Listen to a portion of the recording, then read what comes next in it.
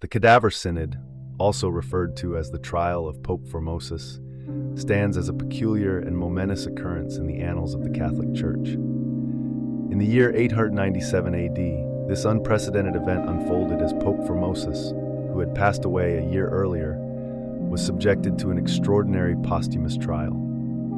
Esteemed historians and scholars have been incessantly intrigued and bewildered by the perplexing proceedings of the Cadaver Synod, which have persistently raised profound queries regarding the rationale behind conducting a trial of a deceased pope. The events surrounding the Cadaver Synod are shrouded in mystery and have continued to captivate the curiosity of experts and laypeople alike for centuries. The significance and implications of this event resonate throughout the tapestry of papal history and ecclesiastical jurisprudence, prompting a deep and sustained examination into the motivations behind placing a deceased pontiff on trial. Papal authority and political intrigues. The Cadaver Synod was a result of complex political and religious dynamics of the time. It took place during the 9th century when the papacy wielded significant political power, frequently clashing with the ruling authorities in Rome and surrounding regions. The trial of Pope Formosus encapsulated these power struggles, as Formosus had been perceived as a threat to the ruling powers due to his support for the Carolingian faction. This faction was in opposition to the ruling authorities of the time. The trial served as a means for the reigning Pope, Stephen VI, and his backers to discredit Formosus and undermine his legacy as a predecessor in an attempt to consolidate their own authority. It was a reflection of the intricate web of political intrigues and power dynamics that characterized the papal authority during this period. The manipulation of Formosus's cadaver for political gain exemplified the ruthless measures taken by the embattled papacy to secure its influence amidst the tumultuous power struggles of the 9th century. This event highlights the extent to which papal authority and political maneuvering intersected, contributing to the captivating and controversial history of the Cadaver Synod. Accusations of transgressions. The trial of Pope Formosus involved a series of bizarre accusations. The deceased pope was charged with transgressions such as perjury, violating church canons, uncanonically holding the papal office, and consecrating as bishop while being ineligible.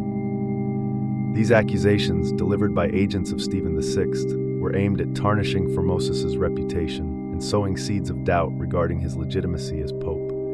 The trial was a dramatic display of political maneuvering, using the platform of religious justice to achieve strategic objectives in the ongoing power struggle. The accusations of transgressions were carefully crafted to undermine Formosus' legacy and legitimacy, serving as a justification for the posthumous trial and subsequent condemnation. This approach allowed his adversaries to question the sanctity of his papacy and position themselves as defenders of the faith, thereby bolstering their own authority and influence within the church. The trial's focus on these specific transgressions highlighted the manipulation of religious and legal processes to advance personal and political agendas. The macabre spectacle.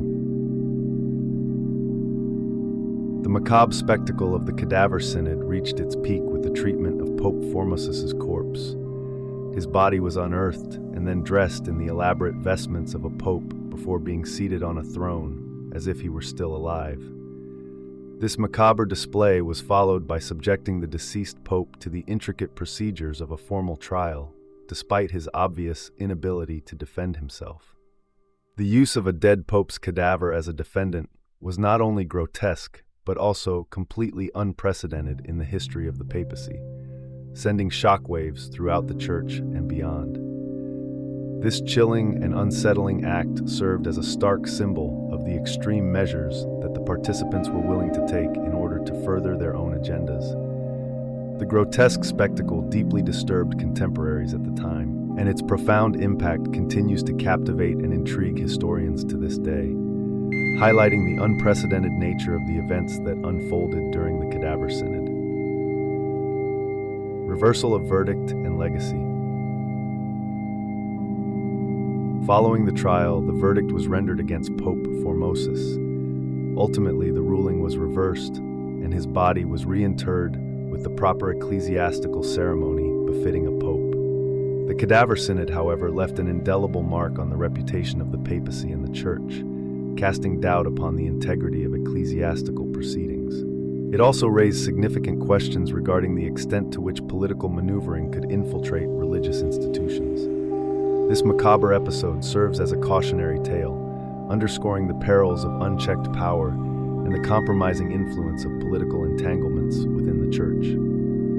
The enduring legacy of the Cadaver Synod is a stark reminder of the potential for abuse when political interests intertwine with matters of faith and religious authority. Conclusion. The Cadaver Synod, or the trial of Pope Formosus, stands as a striking anomaly in the annals of papal history. It provides a window into the turbulent intersection of political power and religious authority during the medieval period, shedding light on the manipulative tactics employed by those vying for control.